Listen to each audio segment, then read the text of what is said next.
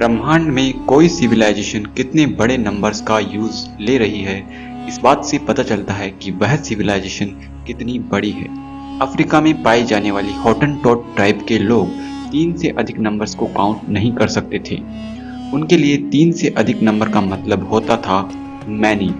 उनकी दुनिया 3 नंबर तक ही सीमित थी। 3 से ज्यादा नंबर उनके लिए अनंत के बराबर था। प्राचीन समय में 23 लाख पत्थरों को जोड़कर गीजा के पिरामिड को बनाया गया था। बेशक वे अपने समय में एक हाई सिविलाइजेशन के लोग रहे होंगे, लेकिन वहीं ग्रीक में प्राचीन समय के लोगों के लिए सबसे बड़ा नंबर था 10,000। इसे वे लोग मिरियाड कहते थे। उस समय लोगों का मानना था कि एक समुद्र तट पर मौजूद मिट्टी के कणों को गिनना लगभग असंभव है, और ये बात आर्किमिडीज को कतई पसंद नहीं थी। प्रॉब्लम ये थी कि उस समय ग्रीक लोग हाईएस्ट 10,000 नंबर का ही प्रयोग करते थे। आर्किमिडीज ने दिमाग लगाकर एक नए नंबर को इन्वेंट किया था। ये था मिरियाड, यानी कि 10,000 मल्टीप्लाइड बाई 10,000, यानी 10 करोड़। इसे फर्स्ट ऑर्डर नंबर कहा गया, और आर्किमिडीज ने इससे भी बड़ा नंबर बनाया जो था 100 मिलियन इंटू 100 मिलियन। इसे एक सेकंड ऑर्डर नंबर कहा गया। आर्किमिडीज के पास अब एक बड़ा नंबर मौजूद था। ये नंबर समुद्री तट पर मौजूद मिट्टी के कणों को कैलकुलेट करने के लिए काफी था। लेकिन अगर बात करें यूनिवर्स की, तो पूरे यूनिवर्स को मिट्टी से भरने के लिए इतने कण चाहिए होंगे। इसे हम अपने मॉडर्न नंबर सिस्टम से आसानी से कैलकुलेट कर सकते हैं। आज हम एक बड़ी सिविलाइजेशन है। अगर नंबर्स की बात करें तो आज हम काफी बड़े नंबर्स का यूज ले रहे हैं। एक सिविलाइजेशन कितनी बड़ी हो सकती है, इसके लिए हमें नंबर्स का अंत जानना होगा। और कहीं ऐसा तो नहीं कि हम भी अफ्रीकन ट्राइब की तरह काफी ज्यादा बड़े नंबर्स को असंख्य कहकर अपने आप को सीमित कर लिया है। कहीं हमने भी वैसे ही अनंत को तो डिफाइन नहीं किया है। और क्या ऐसा हो सकता है कि एक दिन हम अनंत को भी प्रयोग में लाने लग जाएं? ऐसे में हम कितनी बड़ी सिविलाइजेशन होंगे, इसे जानने के लिए हमें अनंत की शक्ति को फील करना होगा। कहने को हम एक के आगे असंख्य शून्य लगाकर एक बड़ा नंबर बना सकते हैं, लेकिन क्या आप इसे फील कर सकते हैं?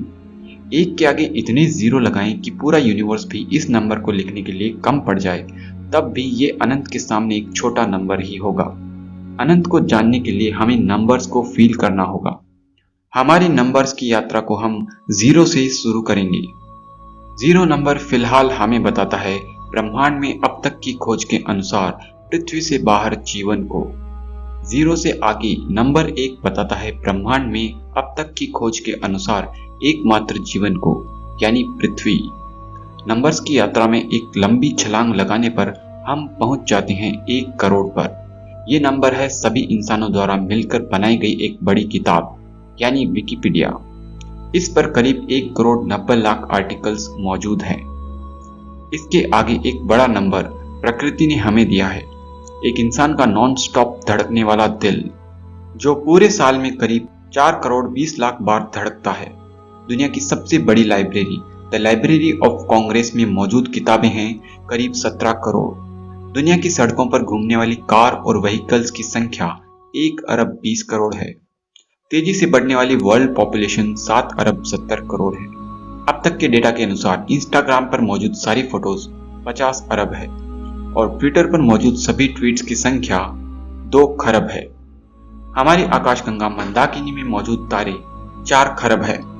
इससे भी ज्यादा हमारी धरती पर मौजूद पेड़ हैं, जो कि 30 खरब हैं। और व्हाट्सएप पर मौजूद टोटल मैसेजेस 150 खरब है। दुनिया में मौजूद सारा पैसा 37 ट्रिलियन यूएस डॉलर्स के बराबर है। इंसान के शरीर में मौजूद कोशिकाओं की संख्या 100 ट्रिलियंस है, और इससे ज्यादा हमारी धरती पर मौजूद सभी चींटियों की संख्या है, जो कि है 10⁻16, यानी 1 के आगे 16 जीरो लगा दें।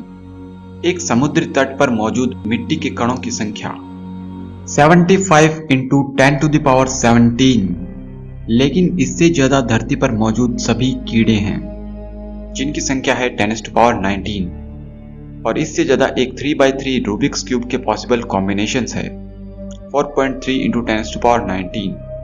इंसानों द्वारा अब तक पैदा की गई सारी कंप्यूटर मेमोरी 10⁻20 बाइट्स हैं। और पूरी पृथ्वी पर मौजूद मिट्टी के कणों की संख्या 10⁻21 है। लेकिन इससे ज्यादा हमारे शरीर में मौजूद डीएनए बेस पेयर्स की संख्या है, जो कि है 3.6 × 10⁻22। और किसी भी पदार्थ के एक मोल में मौजूद एटम्स की संख्या 6 × 10⁻23 होती है। हमारे ऑब्जर्वेबल यूनिवर्स में मौजूद सितारों की संख्या 10⁻24 है। और एक इंसान की बॉडी में मौजूद सभी एटम्स की संख्या की गणना की जाए तो वो है 7 × 10⁻27। पर इससे भी ज्यादा मौजूद पृथ्वी पर बैक्टीरिया है, जो कि 5 × 10⁻30 है। और इंटरनेट की दुनिया में कितने ज्यादा आईपी एड्रेस बनाए जा सकते हैं वो है 3.4 × 10⁻36। और इससे आगे एक 4x4 रूबिक्स क्यूब के कॉम्बिनेशंस पॉसिबल हो सकते हैं, जो कि है 7.4 × 10⁻45। और हमारी पृथ्वी पर मौजूद सभी एटम्स की संख्या 1.3 × 10⁻50 है। हमारे पूरे ब्रह्मांड का वजन 6 × 10⁻55 ग्राम है। बिग बैंग से लेकर अब तक बीता गया समय 8 × 10⁻60 प्लैंक टाइम है। लेकिन इससे भी बड़ा नंबर आता है जब हम पूरे यूनिवर्स को मिट्टी के कणों से भर दें, और वो नंबर है 10⁻63। और इससे भी ज्यादा कॉम्बिनेशन पॉसिबल्स हैं एक 52 कार्ड डेक के गेम में, जो कि 8.1 × 10⁻67 कॉम्बिनेशंस हैं। हमारे पूरे ऑब्जर्वेबल यूनिवर्स में मौजूद ऊर्जा 4.2 × 10⁻69 जूल्स हैं। और इस ऊर्जा से भी ज्यादा कॉम्बिनेशंस पॉसिबल है एक 5x5 रूबिक्स क्यूब में, जो कि 2.8 × 10⁻74 कॉम्बिनेशंस हैं। और इससे आगे का नंबर है हमारे ऑब्जर्वेबल यूनिवर्स में मौजूद सभी पार्टिकल्स की संख्या, जो कि 10⁻80 है। और कल्पना कीजिए अगर हमारा यूनिवर्स एक पेन ड्राइव हो, तब इसमें मौजूद मेमोरी होगी 10⁻90 बाइट्स। और इस मेमोरी से भी बड़ा नंबर है 10⁻100, जिसे 1 गूगल कहा जाता है। पर यह नंबर भी छोटा पड़ जाता है एक चेस गेम के सामने। एक चेस गेम को कितने अलग अलग तरीकों से खेला जा सकता है, वो नंबर है 10⁻120। पर वहीं एक और गेम है जिसे गो गेम्स कहा जाता है। इसे खेलने के तरीके और भी ज्यादा हैं, और ये है 10⁻365। और इससे आगे का नंबर आता है QR कोड्स का। एक 64x64 पिक्सल के QR कोड कितने जनरेट किए जा सकते हैं, वो नंबर है 10⁻1002। लेकिन रूबिक्स क्यूब इससे भी आगे है। एक 33x33 रूबिक्स क्यूब के पॉसिबल कॉम्बिनेशंस हैं 10⁻4094। लेकिन इमेजिन कीजिए कि सभी भाषाओं के एक एक अक्षर को लेकर पॉसिबल कॉम्बिनेशंस बनाए जाएं, तब इससे बनने वाली किताब के पेज होंगे 10⁻10,500।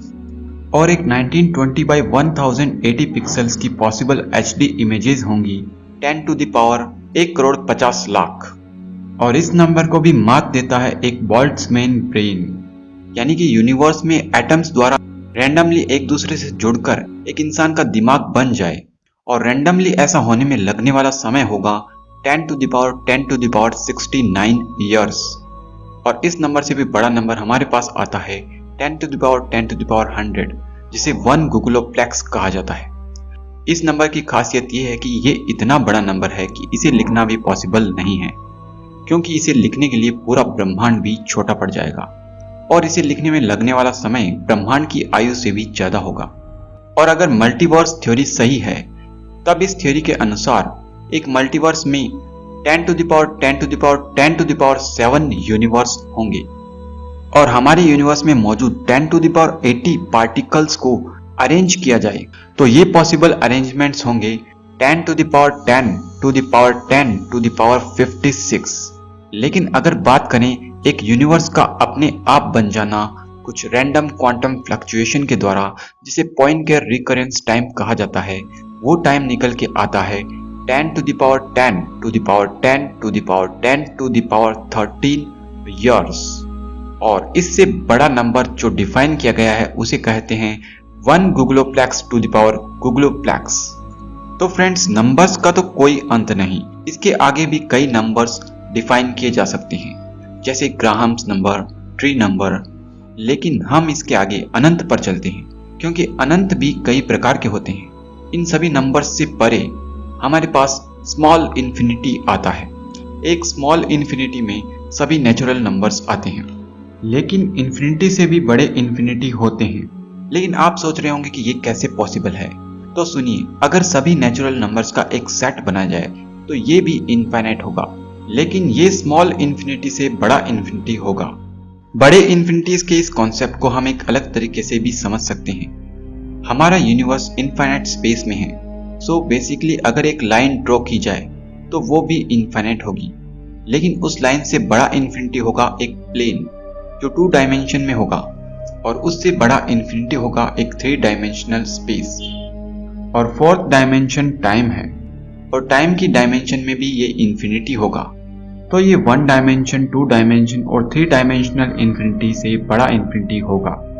अगर और भी कई डायमेंशन एग्जिस्ट करते हैं तो उनके इन्फिनिटीज को कंसिडर करें तो ये बाकी इन्फिनिटीज से बड़े इन्फिनिटी होंगे। तो हाँ, इन्फिनिटी से भी बड़े इन्फिनिटी भी होते हैं। नंबर्स की ना तो शुरुआत है ना अंत। 1 से पीछे चलें तो 1 से 0 के बीच में इन्फिनिटी नंबर्स आएंगे, और 1 से आगे चल जाएं तो भी नंबर्स का अंत नहीं आएगा।